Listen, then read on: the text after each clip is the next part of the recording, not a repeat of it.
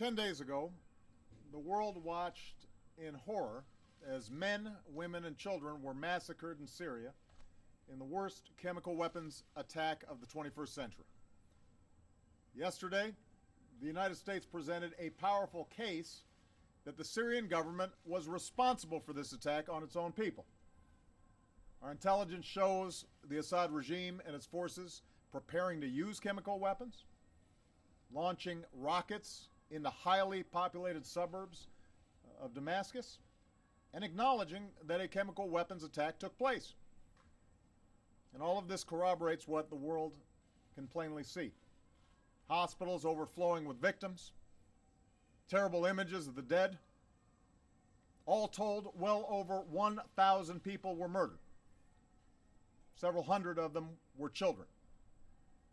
Young girls and boys gassed to death by their own government.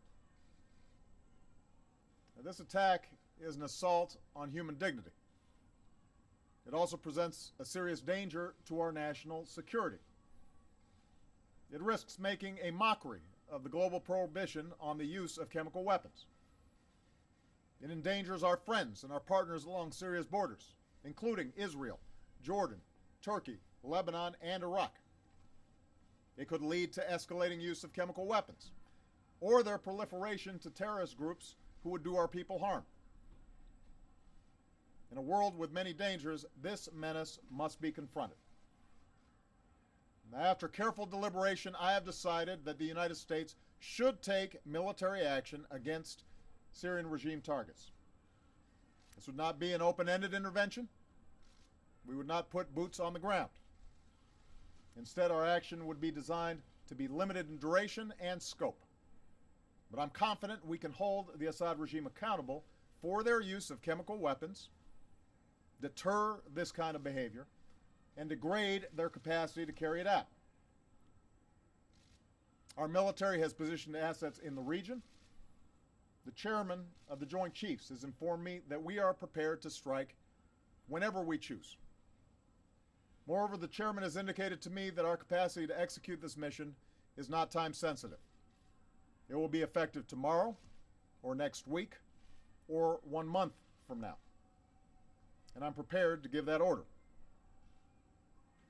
But, having made my decision as Commander-in-Chief based on what I am convinced is our national security interests, I'm also mindful that I'm the president of the world's oldest constitutional democracy.